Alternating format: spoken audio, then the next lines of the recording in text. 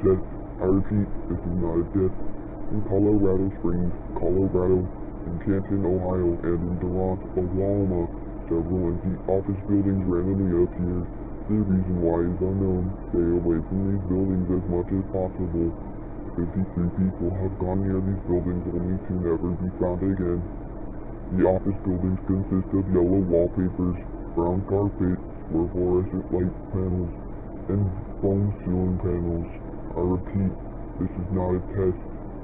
In Colorado Springs, Colorado, in Canton, Ohio, and Durant, Oklahoma, several empty office buildings randomly appeared.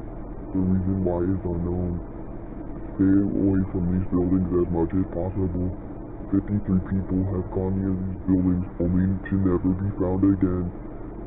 The office buildings consist of yellow wallpapers, brown carpet, fluorescent light panels, and foam ceiling panels.